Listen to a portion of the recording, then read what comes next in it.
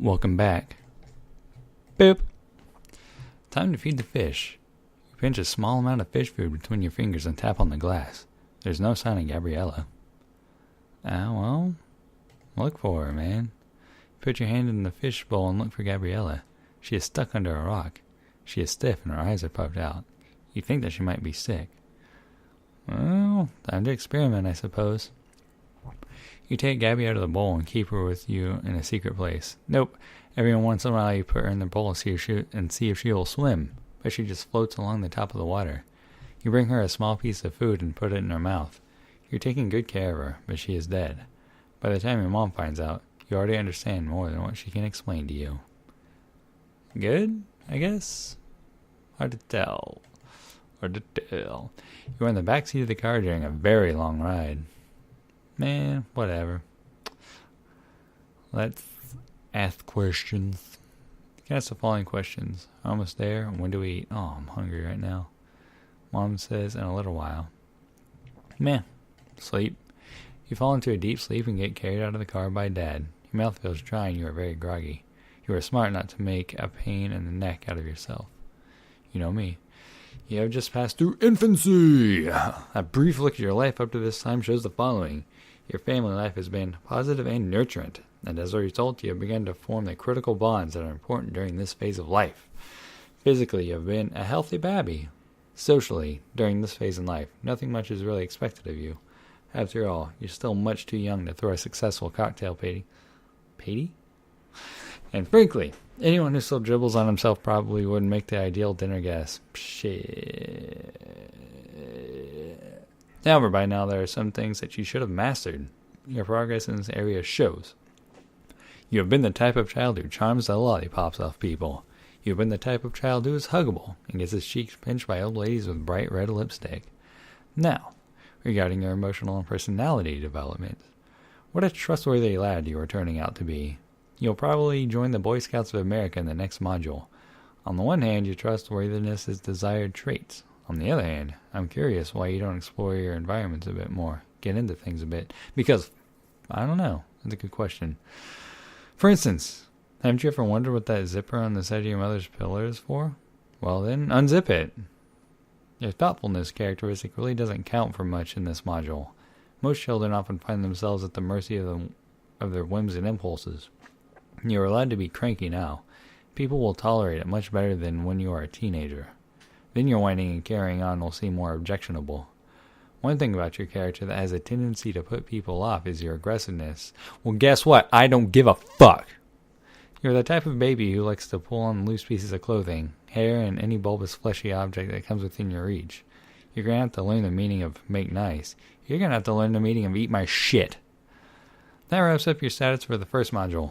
I hope you like yourself. If not, you can always try to improve yourself in the modules to come. There's plenty of time. Welcome to childhood. Practice yourself, for heaven's sake, in little things, and thence proceed to greater. Epictetus, 50 to 120 AD. This course is Book 1, Chapter 18, boy. I didn't even get to all the options. How disappointing. Well-be-do. This away, I suppose. While you're playing quietly in your room, you are startled by loud muffled sounds coming from someplace else. It seems that your parents are having a terrible fight over something. Your father's deep voice seems to be shaking the whole house. Your mother's piercing scream sounds like she's being hurt terribly. What? Yo, what the fuck is going on? The noises seem to have aroused your curiosity. What could they possibly be doing? Peek inside. I want to just listen and then peek inside, but I have a feeling I know what options they allow. You open the door very quietly. Mommy seems to be on top of Dad and they're moving around making funny noises. Oh, they're fucking. They look a bit like they're fighting, but they don't seem to be hurting one another. You get a very funny feeling in your stomach, like butterflies, and run back to your room. Good looking out. You have been invited to sleep over at your best friend's house. This is your first sleepaway experience.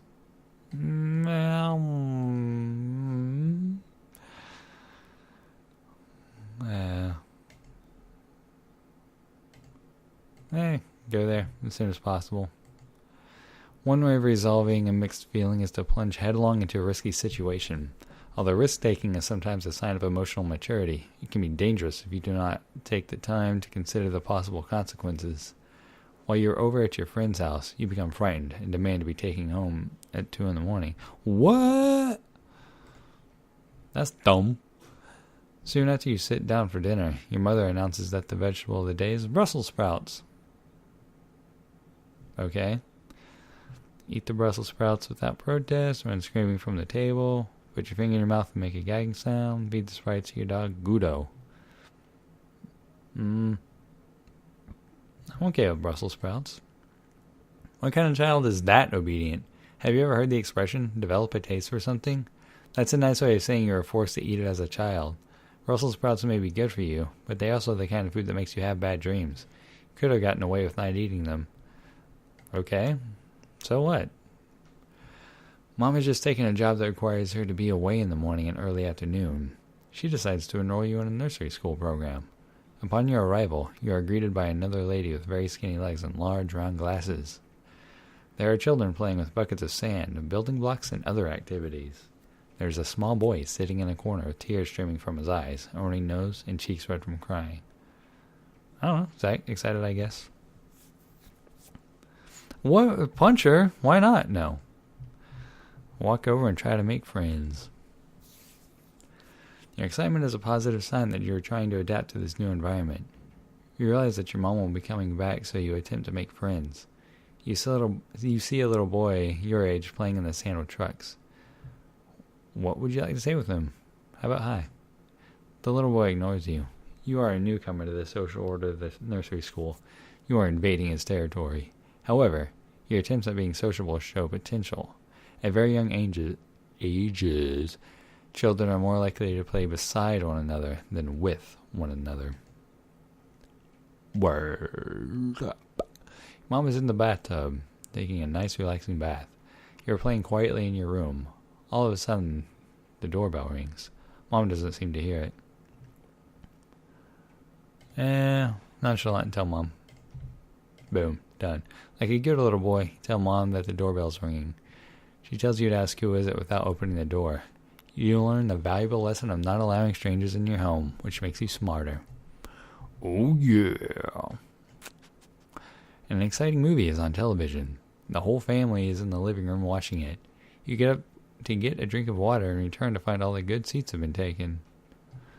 How about devious? No. What? Whatever, Dad. You get up to dance and lose your seat. You don't think old Dad will fall for that ancient trick, do you?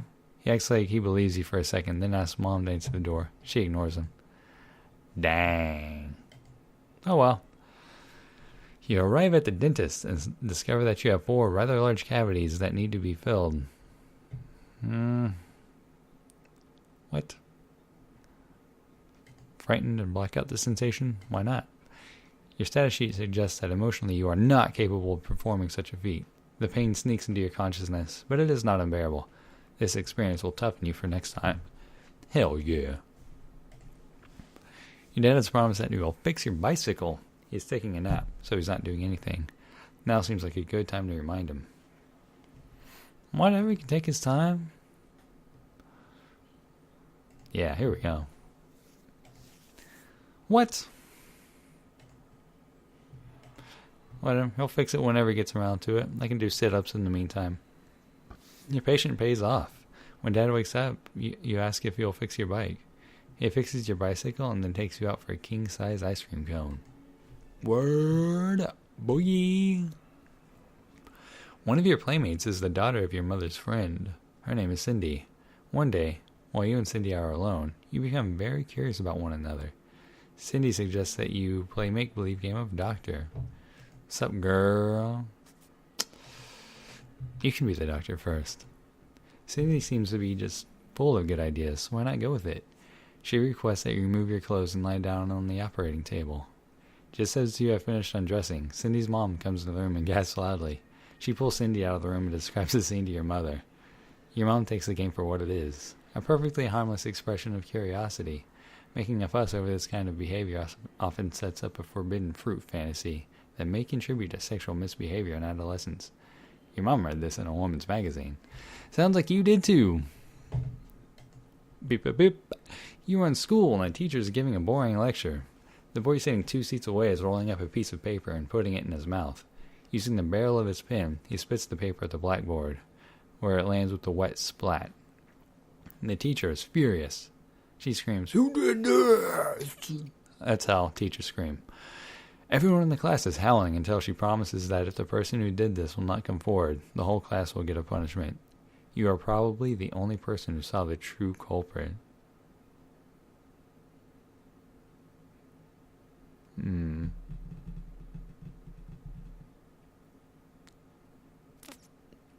Whatever, the truth will out. You raise your hand to tell the teacher to spit the paper at the blackboard. You don't care if some of the other kids call you a rat for telling, and you shouldn't. After all, you can probably find a better way to spend the time it would take to do that punishment. Many of the other kids in class express their support, although quietly. The other kids in class are right. While rummaging around in the kitchen drawer, you come across a book of matches. Beep! Here we go. You are mesmerized by the spark and flash of the match as you strike it. You let the flame burn down the shaft of the match, then blow it out and light another. The kitchen air soon becomes smoky, with a pungent sulfur odor. The smoke alarm rings and sends your mother scurrying to check what's happening. You are grounded for a week. Excuse me, what kind of matches cause the smoke alarm to go off? Ugh, whatever. Okay. That looks like a good chunk of childhood. It'll probably end somewhere around this section. So, we'll see if we can get there tomorrow. Bye.